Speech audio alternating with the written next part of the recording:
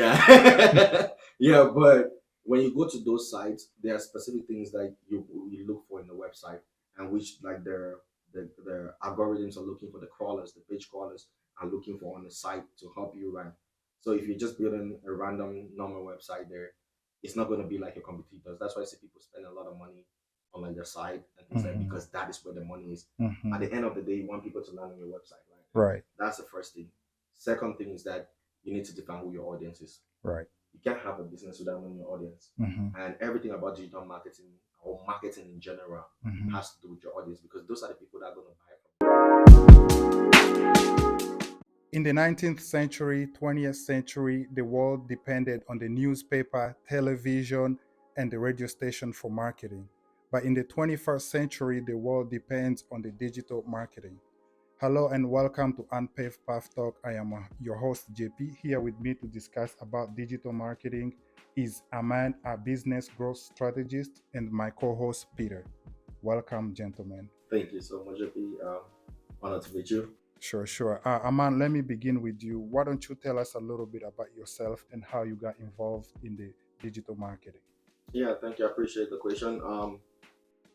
Digital marketing is something that I've loved, and I got into it like the non-traditional way. I didn't get into digital marketing through like a high college degree and things like that. Originally, I had my degree in software engineering and computing, Okay. but I remember in 20, I think it's 2012 when we were in the university. Back then, we used to do what they call article submission, Hmm. and one of the books that we used at that time, that was when internet was just coming up in Africa, Right, right, and right. it was something called Join the Freelancing Revolution, and that's when digital marketing started. So we were in the university and looking for ways to raise money. Right, right. You're in the software department, but then you need to do something extra. So this was like an easy blend for me. So when I moved to the US, because I came to the US through a scholarship, because I love this, I wanted to do a business degree to add to what I already had. But I needed something that had a blend of between business and technology, Right. and the only available source was digital marketing for me. And I was like, okay, digital marketing brings in the business aspect. However, it also has the technological aspect of it. Right. So it was that easy. And what I did was, okay, and how do I get into this? That's what I asked myself. How do I get into this? How do I go above the norms? Because I didn't want to go back to college, Right. to start learning this and Four, stuff. five Yeah, 4 or 5 years. years Yeah. exactly. So what I did was sort out all the industry experts from Neil Patel to Dan Mm-hmm. Locke to all those Mm-hmm. people. I took all their courses, bought all their courses that they had, to every certification from Google Analytics to inbound marketing, to everything I could find out there to bring myself ready. And that's how I got in. So it was basically training. Yeah, it was basically training. And the good news about the industry, which my brother here knows, is that it never stops. It's a It's continuous process. It keeps continuous evolving. opportunity. So the trainings and the certifications keep changing every year, and that's the good news about digital marketing, because their certifications are just for 12 months, and you need to renew it every 12 months. Okay, so do you have to register through the state or? So that's the good thing, is that you don't have to register through the state, but you have all these platforms like Facebook that they have their certifications which you work with, like Google. So any platform that you're working on to So basically you're working advertise under out there, them. you Okay. need to have that certification. Right. The Trade Deck, Six Sense, and all these other platforms, you have to take their certifications for you to be approved. And there are some certifications that are highly recognized in the industry. For example, having an inbound marketing certification from HubSpot is one that is highly regarded by everyone in the industry. They know that you know what you're doing. So those kind of certifications are ones that I took and make sure that I got myself into the door. Okay, so in the world of technology where we have social media platform, where we have freelancers, influencers, how do you stay relevant? That's a great question, because one thing I'll first of all say is that digital marketing is not something that it's been taught properly. That even if you go through it through like a college degree, you Hmm. still don't know it, because those lecturers there, they don't do it on a day to day. It's different when you are in the field doing that compared to what the teacher is going to teach you. And with the change, with everybody going out there, freelancers on sites like fiverr.com, freelancing.com, Influencers, Upwork, all of these influences and everything happening. right? The good news is that if you are in the industry, there's a certain way that You you can get craft around. yourself, One is that you know how to present to stakeholders rather than just being a freelancer. If you're a freelancer, you don't know how to organize maybe a whole lot of things, presentations and all of that, how to talk in like to a board of directors, how to strategize and all of that. Freelancer, because when I started as a freelancer. Right. I work on sites like Fiverr, I work on sites like Upwork, and even Fine. copywriters.com. I worked on those sites, but those sites are only temporary Right. because you can only get so much. You know? Right. Right. Someone can come on Upwork or freelancer.com and give So a you contract you for don't 6 get contracts. That's what I Yeah, was they asking. can Oh, come and you give work you a on contract for contracts. like 6 months, 1 year. However, if you're working like with a business or something, you do have those long-term contracts, which that is where the big bucks are. There's something Amen mentioned about like maybe teachers not staying, maybe at times not being in the same field that they're teaching, which is something that can be interesting because you see freelancers getting into the field at like quite a rapid pace. Right. And some universities are even still incorporating digital marketing in Yeah. their courses today, which is a bummer. I mean, they should have this like stuff that Yeah, that's right. should have been should have been the curriculum way long. So what is raising is a really valid point there, and there's something that I wanted to ask him that which is he got into the field after getting uh what was the trigger? Were you A license? yeah, or- no, it's more of like when you want to transition your jobs in the US, Right. You have this job and then maybe you get frustrated because You quit and look for yes, another and one. there's always a reason that makes you want to leave one job to the next one. So I'll be interested in knowing like what was the transition, what was the thing that pushed him from the very first job that he had to eventually get in the space in the digital marketing environment. Yeah, that's a great question because that's something that I always look back to and how I started. Because when I got here, I used to do all the normal jobs that people would do. I even used to work at a call center where I was taking like 700 calls per week.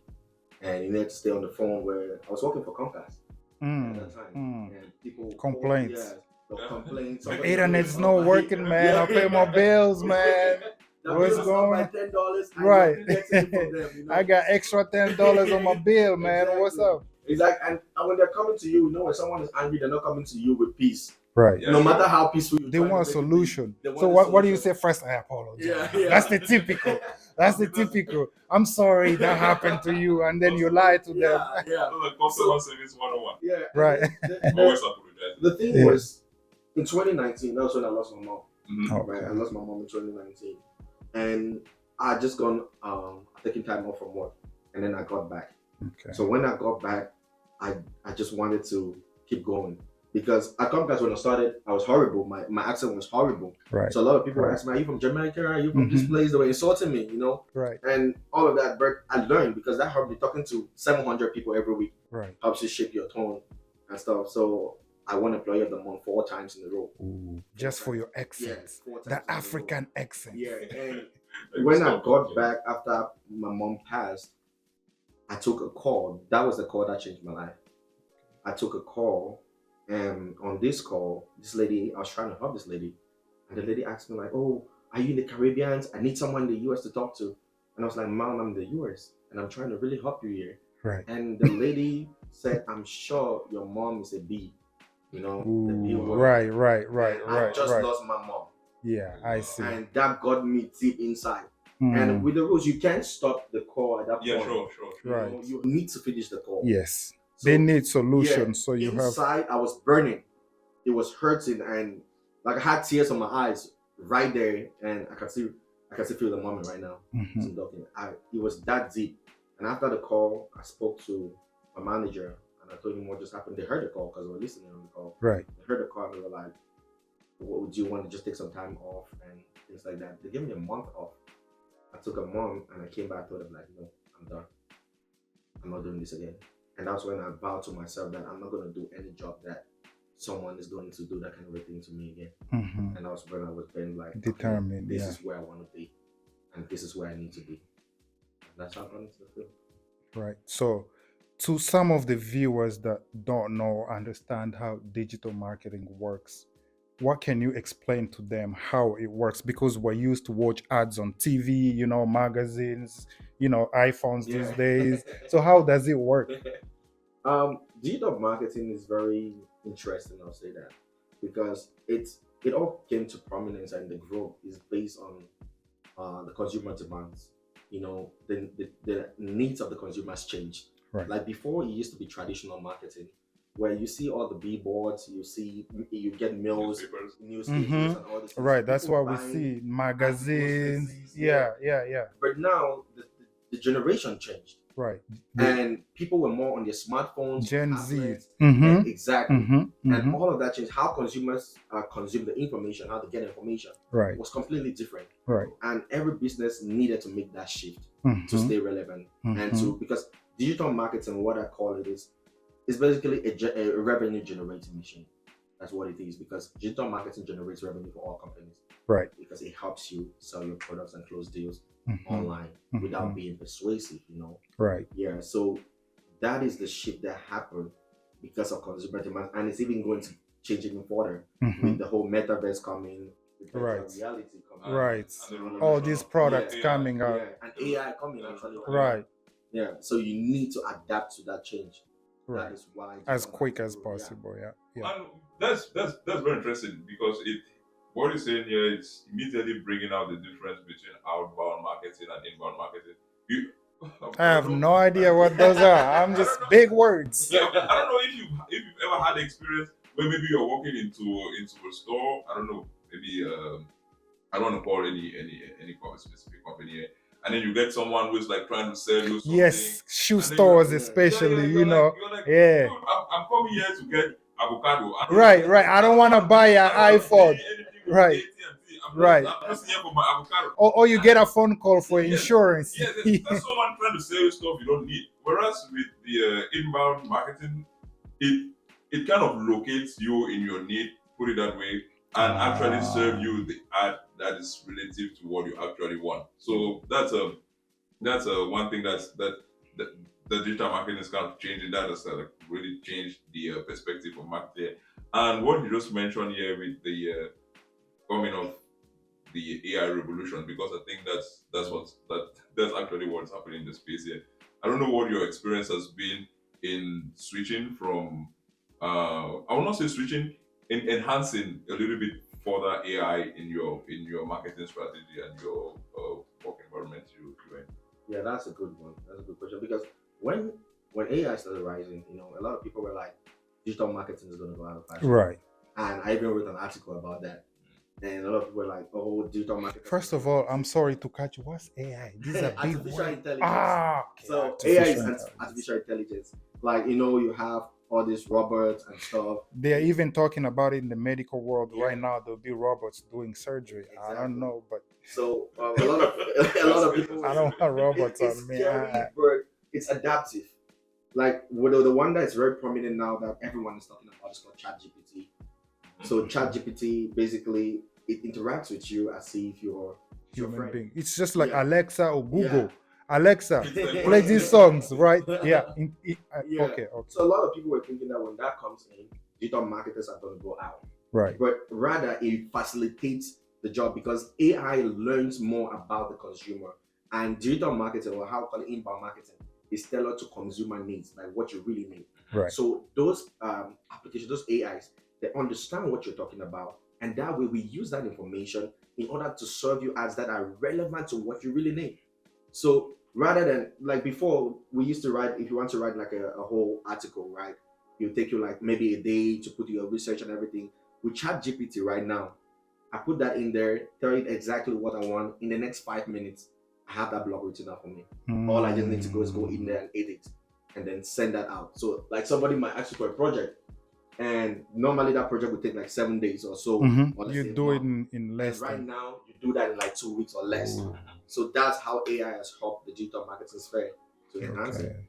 So what are the types of digital marketing? Do you just do technology or do you do different products? So there are different aspects to digital marketing, Mhm. and there you can market for e-commerce, you can market for different sectors, right? Mhm. However, digital marketing has aspects that's called like paid media. So in paid media incorporates both paid social and paid search. Let me break that down a little bit. Mhm. When we talk about paid social, right, it's basically advertising to people on social media platforms. So for So example, every time I go on yeah, Instagram or TikTok, I'm yeah, scrolling, I see a yeah, shoe, I keep scrolling, I keep yeah, seeing. So that's yeah, what you do. yeah. And what the way that functions is that before that ad is being shown to you, right? Either you have an interest in that product, or you have gone to a page that actually has that product, Oh, you clicked it. I've seen it on or you click, Facebook. yes, or You you see a click the shoe, link, you click on it. The yes, next time you come back, yes, the same product. See how you exactly. control people's minds, man. It's not actually control And because that's another debate. Like, that's another debate because it's one of the Bro, things. It's one of the things, and which is the reason why products and companies like Apple, they are like giving a little bit more restrictions as to the kind of yes, information you that their can users access. Yeah, can or that advertisers can can get put. Okay. from the users. So the and even Facebook has done yeah, quite definitely. a Well, bit these days removing Facebook has, removing because they sued them back in 2019 with the subpoena. That's why they and even changed it to Meta. That's the whole reason. and things like I think I mean will probably testify that the exclusion of a lot of detailed targeting on Facebook is a way as well to enable them not get Too too much. yeah Too really go deep. a little bit too granular with the targeting. Yeah, so post iOS 14, Mhm. because before the iOS 14 was released, right? Mhm. Consumers like the right to cookies, because what they use to track is cookies. Right. We use your cookies and then You accept the yeah, you cookies. accept That's the where cookies you and get then all these that's ads. that's why we get With the permission. traffic. Right. Now iOS 14, when iOS 14 was rolling, that restricted like Apple devices from accepting like cookies. You have to personally agree for an ad to be shown to you. So that restricted how advertisers like us get your information. Does it Now, not affect your job? Sorry to cut you. yeah, iOS 14 actually affected the job, but Okay. that's a good thing because the platforms adapted to it, where you cannot just advertise to someone now just randomly. Those people need to approve that they want these ads to be shown to them, which is more now to their convenience. Facebook really integrated a lot of that, which I love because they really had to follow that up to make sure that people's information is not just taken randomly. You have to accept it Right, before because anything is being shown to you. I think which is really good for people because rather than you seeing something random, you know that okay, I'm seeing this thing because I actually have proof of it, which is a good thing. yeah. So with all these products coming out, you know, the Mhm. iPhones and now how do you keep up? Well, there are a lot of products and there are a lot of companies, and it's not going to change because the world is still growing. Mhm. And that's why when some people mention that small businesses and you Yeah. have small businesses, I tell them you don't have a small business, right? You just when someone tell you I have a small business is not a problem. The problem is that they cannot get customers. Mhm. That's their problem. Mhm. And the one way to go about that is using digital marketing. Why? Because digital marketing gives you an unfair advantage to stay competitive even with a small budget. So I've seen where, let's take for example, right? I was talking to this lady who has like Betson's Kitchen, right? Mhm. I was telling them to bring their business online. They're talking about, oh, my business is small. I just have a small budget and things like that, right? But here's what I told them, right? How much is your plate of food that you sell? That's $20, right? I was like, okay, good. How many customers do you really need to break even, right? And she was like, oh, I need about 20, 30 customers, right? I was like, yeah, okay, let's put a scenario. You've created your business, right? And you do a little campaign, an advertisement campaign to drive traffic Right. to your business location. Now, you've done an organic SEO optimization. People are seeing this on Google. When they type like African food near me, your restaurant pops up first. Now you're having 100 people visiting your store every day or your location every day, and your plate of food costs $20. How much are you making already a day? Multiply that by a month, which is making $24,000, or maybe a spend of like $800 or $1,000 in ad spend.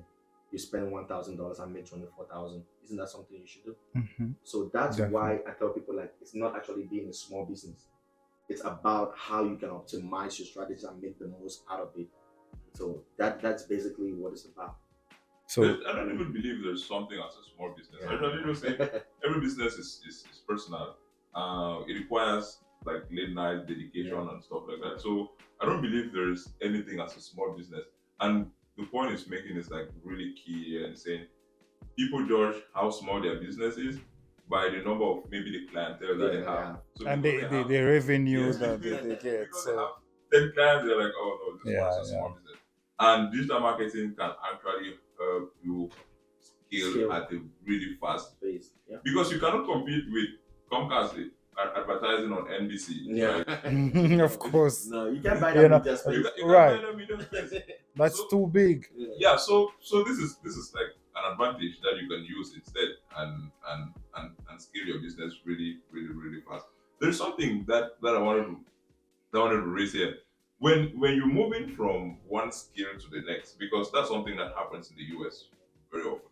That you come, you're working a job, you're working at a job, and then at some point you're like, I feel like it's time to do a change. Switch, yeah. It can be in the same field, or at times you want to go to a completely different field, and now you have to start learning the particular skill set that you need for that field, which is like what he did, like moving from like customer service and then being like a core rep for Comcast to actually start getting the certifications. The question I want to ask is what's the best strategy in learning a new skill and getting a job in that particular field of studies? That's another good question, and I appreciate that because that's something that a lot of people have asked me. Like, oh, we used to know you as this person that used to be here, and so how did you change so fast? Right. How did- You making all the Yeah, money, yeah, everything. I used to know people who used to know me when where I used to live before. I was living at I think it was a $500 apartment. And now you now live they're in a looking at me like, mansion. how did you do that? And they look at how long I've been here and they're like, how did you make the switch? For me, it's just first thing is identifying where you want to be, right? The skill that you want to learn. Like, okay, I want to do this. Because what I'll say is for me, is that our community has what I call the shiny syndrome, right? They want to go after what is trending, and Mhm. after that it doesn't work for them, they change, and then they go chasing after something else. But if you pick a skill, you're committed to it, you're dedicated to it, you specialize in it. You have to like Yeah, that exactly. particular And you have field. to become the best at the skill.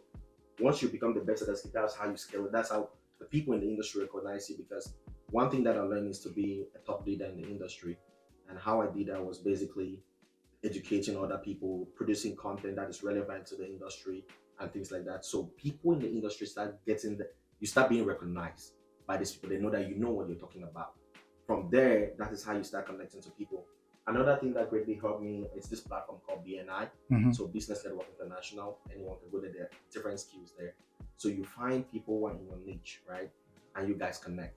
And from there you can learn off each other and they tell you like where you can grow, areas where you can improve, and also taking training programs, staying up to date with those things. That was how I easily transitioned from where I was to where I am right now. So it was that easy for me because I was committed and dedicated to where I wanted to be. There's one trick. There's one trick in this skills transition Mhm. scenario that is mentioning, and I usually say if you want to get a new skill and you're currently working in a job you don't like, Mhm. never do overtime. Yeah. In the job you're And currently why is that? I okay. Because what happens is when you want to learn a new skill, you have to accept that it's going to have a toll on your Yeah. income. That's one thing you. Yeah. That's one thing you need to accept. That's the first thing you need to accept. Mhm. Learning a new skill is going to have a toll on your income. If you want, if you really want to get the thing you're looking at. So if you let's say you're doing a 9 to 5 and you do a 40 hours a week, but every week you're putting in like 50 hours, 60 hours. There's no way you're going to learn a new skill because Right. You're consumed. All your time. you're always consumed. So what I really say is the best thing to do is never do overtime. That's the first step. Never. The time you want to use to do overtime, Learn. Use it to use it to learn. learn, use it to learn, Okay. use it to learn Okay. a new Makes skill. sense. Makes And sense. even at that point, some people who are really aggressive in this, what they do is they even go as far as just working part time. See, people chase money. When Yes. they hear the So money, that's the problem. So both of them usually don't go together, and it's usually very hard because when you're doing a lot of overtime, you don't have enough time to learn the skill that you're doing. This is the same thing that happened. This is the same thing that happened to me. I used to work at Home Depot, Mhm. and I was I think a delivery associate, and I was doing probably maybe like hours, $13 an hour. Mm. And for me to raise $1,200 in 2 weeks, I used to put in like this crazy amount of hours there. Like, OT. it's tedious Yeah. work. It's Yeah. tedious work. Yeah. But I'm trying to learn a new skill at the same time. See, that's By the the time I get problem. home, I'm Time putting 10 hours. management. I'm putting 10 hours. Time I'm putting 10 hours. management. I'm putting 10 hours. Yeah. By the time I get home, You're I'm done. tired. There's no way. There's no way. Yeah. To the point where I was like, there's something I'm not doing right. Like, Mm-hmm. see, when I just decided to be okay, let me stay with the 8 hours and then use the other hours that I'm putting on overtime. But again, as I said, it has a toll on your income because once you do that, you are no longer getting the 12. Now you have to reduce the way you're spending. Yeah. So you have to. So it's like the Yes. compromise. It's like the compromise you have to make. To make time so you can learn. Just Yeah. to add to his point, right? Because he's a testament to my growth. He has seen it. He saw it firsthand. Mm-hmm. And the times when I used to be up until like 2 a.m., 3 a.m., and at the point I was trying to do a job too that was taking my time, and I had to definitely make a compromise. And a lot of people were asking me like, "Oh, we're not seeing you out there again. We don't see you at the clubs. We don't see you at these places." Because you're learning. Yeah, why hanging out Time in the house?" management. And sometimes I go to places, I make 30 minutes, 1 hour, and I leave. And a lot of people started calling me and they were telling me like, "Oh, why are you trying to show off?" And it was not showing off. It was me realizing where I needed to cut time from Right. and invest that time in myself. Right. You know, because there were places where I was having like careless expenses, and I realized that with me cutting off like my hours and time that I put into other things, I needed to adjust my budget too. Right. I needed to balance my life into that before I could get to where I wanted to be. Mm-hmm. So just to connect to what he was saying, and he's spot on right there, is I had to make that adjustment to even in my own personal life in order for me to learn a new skill and really grow. Right. So there's a when the reason why we started this the unpaid path talk is to be able to connect with. I'm looking. The objective here is like really be able to connect with.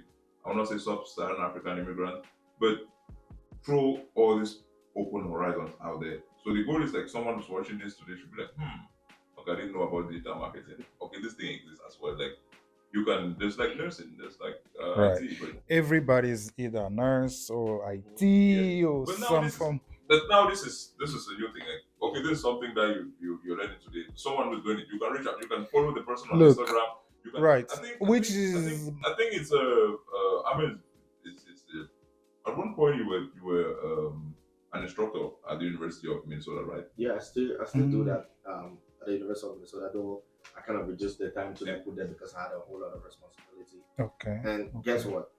Talking about that story, I didn't even apply to be an instructor there. To reach out to me. And again, this is what I'm talking about. When you dedicate yourself to this can become a thought leader, people see it. I didn't even apply. They just reach out to me and like, "Hey, we've seen your work, we like it, we feel like this is something we just added to our curriculum and we need an instructor. And how can you help here?" Because I got it. I do that some days within the week. And also I have my own students that I train now over the weekends, like on Sundays, I train other people because you know, when you get here, people tell you like nursing is what you have to do. Yeah. CNA, nursing, or IT. That's the trend. What was if there's another objective this show wants to break is the thing where they say whoever picks you at the airport influences your life in the US. That's true. So what we want to do now is like, no, that bit should go away. Like let's lay that thing to rest. Because whoever picks you at the airport now should no longer have. So the thing is, you're coming in, you don't know anything yet. This is like a library. We want to create a huge library of stuff where now when you get in here, you can go to that library and see like all these other possibilities and decide to just try what you want to try out there and then decide to find your place or find your part and trade it and do whatever you want to do. Oh, so, trading, that's the other thing. So what would be interested in knowing like what was your own story like? What was the thing you were told? Okay, this is gonna kill you, right, guys? Because when I got here, right, first of all, you said when they pick you up at the airport. Yeah, at the airport. That's actually if somebody picks you up. Oh, okay. Whoever picks you up. Yeah, nobody picked me up. I had no one. Oh, so you came, took the taxi I came on a scholarship, right? Oh. And when I got to the school, The scholarship was gone. They said they moved the scholarship to American football, Mhm. and I needed to find my way. Also, you came on a scholarship to play football. Yeah, soccer. Soccer. Yeah, Soccer. Okay. we came to Okay. play soccer, and then when we got here, they said the scholarship was moved to American football, and I needed to find my way around, and I knew no one. And then talking about who picks you up, I had to connect with a big friend that I had to stay with. Right when I got there, this is how he shaped my life. He said, "Okay, now that you're here, he wants to open a tire shop. Okay. So I'm going to work at the tire shop. When I work at the tire shop, there's those apartments for $300. I'm going to rent one, and then when I work at the tire shop for like 5-6 years, I can go open my own tire shop. 5-6 years on the tire shop. So, Now making how much? $2 an hour? bro, I actually work at the tire shop. I have pictures where I work at the So tire that shop. saying is true. Yeah, and I was like, no, this cannot be me. Like, I can't work at the tire shop for 5 years, 6 years, and I had to make the radical decision. Like, okay, this is where I want to go, and I can't be here no more. And I needed to make that shift. A lot of times, the people that you're with, they're not going to like the decision. Mhm. They're going to be like, okay, Mhm. since you're trying to show off, Yeah. it's time for you to go. Right. And that happened to me. It was time for me to go, and I got put in place with people that I didn't even know, and those people were the people that actually helped me in Atlanta. Those people helped my life. They really shaped me. Like, okay, where do you want to be? And they actually supported my goal, and helped me to get to where I am. So he's actually right there. However, I want to let people who are coming in new know Right. that it doesn't have to be that way. Yes. Which led to my question Yeah. to someone who's interested in being a digital marketer. What would you tell them about the business? For someone who's interested in being a digital marketer, I'll tell them, first of all, you have to love it. That's the first thing I'll say. The reason why I say you have to love it is because it's changing all the time. It keeps That's what I was gonna say. With the technologies Yeah. these days, it changes Yeah. overnight. Exactly. You need to wake up and know that you want to do this. However, the potential of it is massive. Right now, there are not a lot of digital marketers out there. But imagine how many. Just give me an estimate. How many businesses do you think exist in the world? A lot, man. A lot of A lot, yeah. In the US, there are just 2,371 digital marketing agencies. And those agencies cannot handle all the business that's happening out there. Marketers are needed. However, people, they don't really know about it, right? Or because even universities didn't know about this. It's not a traditional approach. Now, before you finish that point, sorry to catch you. How do you keep up with the competition? People with millions of followers on social media, Instagram, Facebook, Comcast. How do you keep up with that competition? I'll say everyone has their own audience. Mm. And in digital marketing, what determines your success is your audience and how quickly you're willing to scale, because the potential is endless to scale. A company like Comcast might be spending $1 million on ads, right? Mhm, That's because they have the budget for that, they have the audience for that. Mhm. A company that's just started, right? Maybe their goal is to reach 2,000, 3,000 people to generate a revenue of $1 million. Mhm. That's their goal, right? And like how we said earlier on, is that this is personal. It's not. There's nothing like a small business. Every Mhm. business is personal, and Mhm. it depends on your goals that you want to achieve. Mhm. So a company like Comcast is because they have stayed for long. All these big companies that have existed for long, they have the budget. Mhm. But you coming in, you have your own goals that you want to reach, and once you have those goals, you target your audience based on those goals. It's easy for you to achieve it. So that is why digital marketing, it presents an unfair advantage. Again, I'll use the word unfair advantage because it's not based on budget. Digital marketing is not just about how much you have to spend. There are a lot of things that goes into it, like how relevant is your landing page, what is the quality of your copy that you write, and if it was just based on budget, right? And the product. And the product that you're selling. Because if it was just based on budget, all these big companies will be taking up all advertisement space. Mhm. But that's Mhm. not the case. Mhm. Because there's a lot of things that this platform, they want to show a product that is relevant to the searcher. Right. So, for example, let me So you go on Google, you search Yeah. something, boom. Yeah. That's what you guys do. Yeah. No, and that's very key, because if the big players were getting everything because of budget, it would have been crazy. Because imagine Right. that you go search something like a camera on Google, and then because Amazon is like a very wealthy company, Mhm. and they are able to buy all the ad space. Oh yeah, so that's the problem. You're struggling with the Yeah, with cameras, the yeah, but they are just showing you're you limited. Yeah, books, and you're like, no, you are I want limited. the Yep, camera. yep, yes. yep, yep, Yeah. yep, But yep. now they have to make sure that Google has to make sure that the search you're making is relevant to what you're What you are advertising. looking Yes, so, for. and Yeah, that is the I think the unfair that's advantage where you come in from. That's where You that come unfair in. advantage comes in. That's when you Mm. start having things like SEO, right? Like search engine optimization, which Mhm. for me is one of the strongest things on earth. Mhm. Because search engine optimization has nothing to do with budget. It has everything to do with the quality of your content that you're putting out there. Mhm. And that's how you rank higher. The more quality that you put in, that one has nothing to do with budget. The more quality work you put, the more quality content that you put, which is really relevant to people who are searching, Mhm. that is how you rank higher. Mm. The next one is your advertisement. And advertisement has things that it considers. It has what is called quality score. Mm. And for you to have a good quality score, it means that people need to like what you're putting out there. Your ads need to be relevant. So if I'm looking for, like, let me say I want to buy an indoor garden, right? Mhm. They want to make sure that they're showing a company that actually produces shows you an Indoor garden. garden. You don't want to search for an indoor garden and you're seeing a television. Mhm. Yeah, so that quality score is there, which helps really shape everything. And us as experts in the industry, we know these techniques. We know how to navigate this and make sure that no matter how your business is or how little your business is, we Mhm. can maximize that for you to still achieve your goals, even go above your goals, rather than just looking at your budget.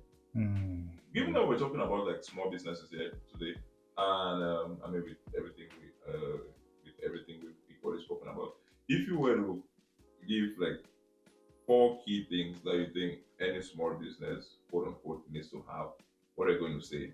What are those items going to be like? 4 key things for a small business to have. One is a website. Okay. That's the first thing every business needs to have. Okay. You need to have a website Mhm. because that is what generates revenue for you, even while you're asleep. So that's like your revenue, like how they call Where it, money people making go in and machine. shop. Yeah, Yeah, yep, yep, yep. that's where you need to put a whole lot of your time. And Mhm. you know, a lot of people don't actually invest in that. Some people just want a website for $100, $200. They Yeah. go to Wix.com, and Yeah, I'm not saying that Wix website is bad and stuff, but it No doesn't- shades. Yeah, yeah. But when you go to those sites, there are specific things that you look for in the website, and which like the algorithms are looking for, the crawlers, the page crawlers are looking for on the site to help you rank. So if you're just building a random normal website there, it's not going to be like your competitors. That's why I see people spend a lot of money on like their site and things like Mhm. because that is where the money is. Mhm. At the end of the day, you want people to land on your website, right? Right, That's the first thing. Second thing is that you need to define who your audience is. right. You can't have a business without knowing your audience. Mhm. And everything about digital marketing or marketing in general Mhm. has to do with your audience because those are the people that are going to buy from you. The demands come Yes. from that. And the third thing that you need to know is have a problem to solve. For you know your audience, you need to know their problem that you want to solve. Mhm. For example, you just can't have a product and decide to put it out there, like just hope that it's going to sell. Let's say, for example, I just wake up and say that I want to start selling shoes, and I don't know what kind of shoes I want to sell, and I don't know the kind of problem that I'm trying to solve. Right? I just go there and put anything randomly. I Go don't to have no Africa. audience. I don't have no problem that I'm solving, but switch it the other way around, right? Let me say I'm looking to make shoes for athletes that have sore feet when they run, and my shoes that I'm making is to solve that sore feet, so that when they run, their feet are good. It doesn't have no soreness or athlete Solve feet the and stuff like problem. that. Doctor, That solves that there are problem. companies that actually just do Yeah. that. So that is how you identify like a problem and solve it. And the next last one I would say is that you have to have a goal what you want to achieve. Because if you have a side, you have a problem that you're solving, you define your audience. The next thing is what's your goal. Mhm. Because some people don't define their goals. It becomes Money. difficult Yeah. for you to even market. Like some people even set goals that are unachievable. Mhm. I work with a client that gave me a goal that's impossible, Mhm. right? And you Mhm. try to explain it to them, and they're like, "No, that's what I want to be a Yeah, billionaire by exactly. 5 years. And You know? that's even the trick. It's Like, all about that how money. how do you deal with very hard clients? Like their clients are very tough. I believe the best approach for that, I don't know if you're going to affirm this, is making sure that before you onboard a client, you can actually deliver on the expectations. Because that's something that can easily go out of sight. Make sure like if you have this client, they have a budget of $100 a month, and they are looking at doing all this stuff. You're like, no, I'll not be able to do this. Instead of probably taking on the client and then not delivering upon your promise. You know why I like that? When I started my company Twin Talks, what I was trying to do is to get as many clients as possible, which was wrong. It was a wrong approach because I didn't filter out like the right clients to work with. The best thing you can do in digital marketing is to be able to say no to a client, and clients love that when you tell them no. Like I didn't know that trick before. But you're focusing on the revenue. Yeah, if you're just a yes kind of type of company, yes, man, they know that okay, this person maybe you don't even know what you're doing. And earlier on, I was making that mistake where I just wanted to get as many clients as possible, and I was taking anybody with no questionnaires, no filters, nothing, and then we tried to figure it out once you're in there. And that's but you're putting in more work than you're supposed to. And that's when I ran into a lot of problems where you're getting clients that give you unrealistic expectations. Now, what I do is that we have our onboarding process. Before you get onto the team, you break it down. Yeah, and we tell you like, okay, can you fill this out for us? We know your goals, we know your objectives, we know everything that you want, and then we're able to talk about that with the team internally. Like, is this achievable? And if it's not achievable, we'll come back to you and tell you like, we appreciate your business, but we think this is what we can do for you. Do you think that's realistic? And if you say no, we're like, okay, thank you for your time, but this is not a good fit for us, and we can work with you right now. And the time I started saying no, that's when I started getting bigger clients coming, because I used to get people who come in like they want the website and they're giving me $300. Yeah, that's what. But they want the website for $5,000. Yeah. And you say yes. And then they break your back. And they use you. And then you give them they want unlimited revision. Somebody comes to you and tell you like, I want my site to be done, right? And then when you're doing the site, they come back to you the next day like, update this. Yep. They come back after like 4 months, update this again. They come back after like 6 months, but this, like, all that for $300. Exactly. That's not a lot of money. Which is not realistic. And they know that because a lot of people used to tell me like, we'll go to these freelancing sites and work on with the freelancers. And I'm like, yeah, it's fine. You can go to them right now because one, these freelancers don't see you in person. They don't talk to you one-on-one. Right, it's online. Platform. Yeah. Secondly, they deliver what is written on there. Yep. You can't make no changes. No changes. Yeah. Thirdly, they put specific number of revisions. Like, okay, we're going to do this 2 times. And that's it. To you, if you like it or you don't like it, that's a final product. Yes, it's final product. But with me, we can adjust things. We can talk one-on-one and work things out. Also, that's now when someone comes to me like, hey, can you change this on my website? And I'm like, oh, that's fine. We can do that. However, it is going to cost you a little bit extra. For that. Like, no, it's fine. Just let it go. And do you have warranty when you get customers? Like you create website for them and say, if this doesn't work in 2-3 months, you get maybe 50% back, or we redo it. Yeah, we have this kind of deals that we put in place, and we call them revisions. Yeah, we put a certain number of revisions. Okay. Before the site is done, we have a certain number of revisions that we do, and there's some of our top clients that we have unlimited revisions. Okay. Yeah, because like if we have like contracts that are consistent, like ongoing, right? Then we always look at that and have those unlimited revisions. Even people that we don't have long-term contracts with, we still work with them and set a certain number of revisions. That okay, if this is not what you like, let's review it and let's make some changes to it and make sure you like it. There is one thing that's probably that we're probably drawing. I don't want to steal the spot of the host here, but when someone lands in the US, because again, I'm trying to always bring this to the context of why we started. Yeah, why we started this. Yeah. If you were to come in today, the US, what will you do differently? And what will you tell someone who's just coming in here and still trying to figure out the way? What will you tell them? The objective again is, if you've spent 5 years trying to figure this thing out, there's no need for someone to come here and maybe go through a tire shop and go through this thing and go through this thing and really to finally land where you are right there. I mean, you can just come today, stumble on this video and look at it. And right, this is educational. Yeah, from day one and just start learning this thing to just scale. So that's the whole, yeah. Yeah. So what will you tell? What will you tell someone standing here? First thing I'll say is that The US is one country that has grown the most millionaires and billionaires on earth. Mhm. That's the country that's produced the most, and the potential in the country is unlimited. Like you can grow from 1 0 to a millionaire in no time. So first thing, when someone lands here, right, the person should define, like, know what you're passionate about. You have to understand what they're passionate about and what they really want to do. Because by the time you get into the country, like how I got in, I was trying to survive, and I was Survival mode, and Yeah. that's the other thing, you know. You just came here, you after that Yeah. beg, you Yeah. want to make money as soon as possible, Exactly. and that's how you kill time. And one thing is that don't start chasing the dollar. That was one thing I did, which if I knew, I would have done things way earlier than I did. Mhm. Because my goal was I want to make money and send it back home. Mhm. Rather than I want to have a structure that would take care of my family for a long term. Mhm. Right? I was chasing the dollar. So therefore I was bouncing from this job to this job. When they increased me like $2 here, I went to this one. When Mhm. they increased me like $2 here, I Mhm. went to this other job. Mhm. Right? I didn't have a specific focus of what I wanted to do, Mhm. right? At that time.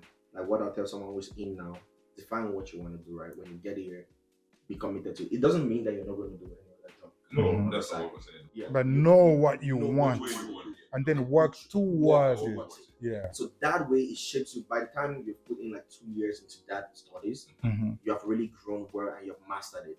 From there, you can really excel in it and become an expert in it, where everyone's sorting after you. That's So, what I would have done differently. Don't kill your backs on Yeah. 12-hour shifts. Do 8 hours, come home and learn digital marketing on this platform. There you Definitely. go. Or if you don't want to do, if you don't know how to go about learning digital marketing, you can join my class. There you go. Or actually talk about your class. Okay, talk to Africans here who only want to do CNA, IT, you know, those are the only jobs they want to do. What would you tell them? Africans in the States. What I'll tell Africans in the States is that there's a lot of money in digital marketing, more than CNA and all those things. Mhm. And they call it the sexiest job in the 21st century. That's what they call digital marketing in the 21st century. The reason is that you put in less time, but you make more money. And I mean, if you're efficient. yeah, if you're Efficient. If you're a digital marketer, you're basically the rainmaker of the company. That's what I call my students. I call them the silent rainmakers, because you're the one who generates revenue for a company. Right. And anybody that brings in money for a company, imagine how that company regards you highly. Mm-hmm. You're not like someone who's in IT. They won't let you go. doing Yeah. software things. Mhm. You're bringing real time money Mhm. because you're selling the stuff that they want. Right. You're generating the revenue that they want. So Right. they regard you highly. Mhm. And when you're starting in digital marketing, yeah, you're starting as an entry level and stuff like that. But when you become an expert, like how you said, when you become an expert, you put in less time. I don't think there's a day that I've worked like up to 8 hours, unless I have to do something else or so. Right. But most of the times, like work on the platform itself, Mhm. it Mhm. take me like 2 hours a day. Mm. And I'm So then for some people who are watching, they will ask, how do you become a digital marketer? What's the process? yeah, that's a great question. I think we had this earlier on in the show, but I'll just restate it Yeah, again. probably to recap. Yeah, Mhm, to mhm. say it over again. To become a digital marketer, the first thing is that a couple of programs that you need to take, right? In digital marketing, there are different aspects of it. Mhm, So you need to learn market research. mhm, You need to learn copywriting. mhm, You need to learn paid media. mhm, You need to learn like organic social advertisement and so organic social. mhm, Um, mhm, I think those are the main things that you really need to master. mhm. And then from there, you start taking certifications in these various aspects. You need to learn inbound marketing too, very Mhm. essential. Remember to subscribe, share, like, and we want to hear your thoughts. Leave a comment. See you on the next one.